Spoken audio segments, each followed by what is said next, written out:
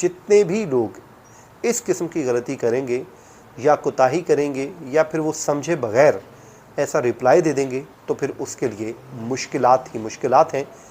अस्सलाम वालेकुम दोस्तों, मैं फ़याज़ महमूद हूँ और हम बात कर रहे हैं अमरीकी ग्रीन कार्ड की, क्योंकि इस वक्त लाखों अमरीकी ग्रीन कार्ड होल्डर्स ख़तरे में आ चुके हैं, क्योंकि किसी को कोई मालूम नहीं कि उसका अगला जो है कदम उससे मुतल्लिक क्या उठाया जाने वाला है। क्योंकि एक के बाद दूसरी और दूसरी के बाद तीसरी नई पॉलिसी का नफाज हो रहा है, लेकिन यहाँ पर तो सिंपल सी चीज़ है कि एक ऐसा ग्रीन कार्ड होल्डर जिसका रिकॉर्ड बिल्कुल साफ़ है, जिसका करैक्टर भी बिल्कुल ठीक है और वो बिल्कुल लीगल तरीके से रह रहा है और एक दिन से नहीं बल्कि साल से रहता आ रहा है, लेकिन अगर वो एक सवाल का जवाब दुरुस्त नहीं देता है तो न सिर्फ उसका ग्रीन कार्ड ख़त्म हो रहा है बल्कि उसको डिपोर्ट भी किया जा सकता है। ये मुद्दा क्या है, आज के इस वीलॉग में तमाम तर डिटेल्स मैं आपके सामने रखता हूँ और आपको बताता हूँ कि इस वक्त अमेरिका में चल क्या रहा है। दोस्तों, हम बात कर रहे हैं जो हरनॉन राफेल कास्त्रो की। ये शख्स गुज़श्ता 20 साल से अमेरिका में मुकीम है और ग्रीन कार्ड होल्डर है। साथ ही साथ वो एक भरपूर ज़िंदगी अपनी यहाँ पर अमेरिका में बसर कर रहा है और यहाँ पर ही जो वो मशरूम काश्त करता है और कुदरती जड़ी बूटियाँ बेचने का ऑनलाइन बिज़नेस से वाबस्ता है। ये शख्स जो है आराम सुकून से अपनी ज़िंदगी गुजार रहा है और डेजर्ट अल्केमिस्ट के नाम से इसका ऑनलाइन बिज़नेस है। लेकिन मई 2022 में जब उसने सिटीज़नशिप के लिए एक एप्लीकेशन दी, यहाँ से कहानी में नया मोड़ आ जाता है। वो जो फॉर्म जिसको हम N-400 कहते हैं, वो जब जमा करवाया तो उसमें एक सवाल था।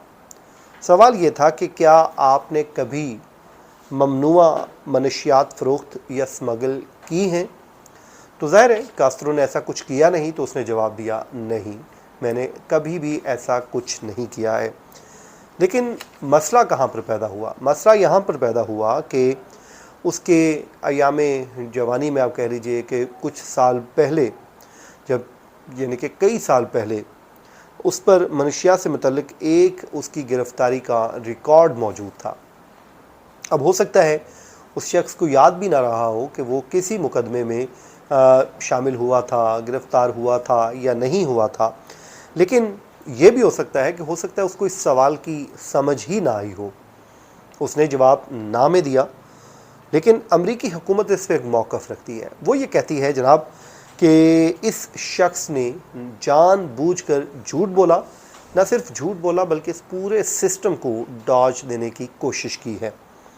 अब इसी बुनियाद पर 31 मई 2025 को उसको अरेस्ट कर लिया जाता है और अब वो US मार्शल्स की तहवील में है और उस पर मुकदमा चल रहा है।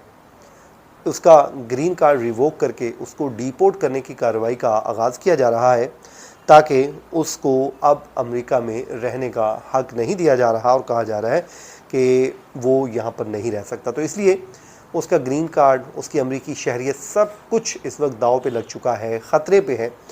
अब जो कोर्ट्स के डॉक्यूमेंट्स हैं वो क्या कहते हैं वो हम जान लेते हैं कि उसके मुताबिक हुकूमत ये कहती है कि इमिग्रेशन के किसी भी फॉर्म पर आपने झूठ बोला, आपने इनकम्प्लीट रिप्लाई दिया, जवाब मुकम्मल नहीं दिया और ये सब कुछ आप करते हैं तो ये एक जुर्म होगा। अब ये एक जुर्म है तो उसकी सज़ा न सिर्फ दरख्वास्त मुस्तरद करने की सूरत में दी जाएगी बल्कि मुल्क बदरी भी हो सकती है।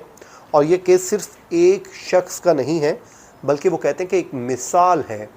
जितने भी लोग इस किस्म की गलती करेंगे या कोताही करेंगे या फिर वो समझे बगैर ऐसा रिप्लाई दे देंगे तो फिर उसके लिए मुश्किलात ही मुश्किलात हैं, क्योंकि ऐलान ये किया गया है कि फिर वो किसी को यहाँ पर रहने की इजाज़त नहीं दी जाएगी। अब आइस क्या कहता है? आइस ने अपनी वेबसाइट पे इससे मुतालिक लिखा है कि जनाब हम ऐसे तमाम अफराद को तलाश कर रहे हैं जिनके ख़िलाफ़ इस किस्म की किसी भी किस्म का कोई उन्हें शुबा है और इसलिए फिर ICE ऐसे तमाम अफराद को न सिर्फ तलाश करती है बल्कि उनके खिलाफ मुकदमा बनाया जाता है, उनको की शहरियत या फिर ग्रीन कार्ड की दरख्वास्तों पे में झूठ बोलने पर उनको पकड़ा जाता है।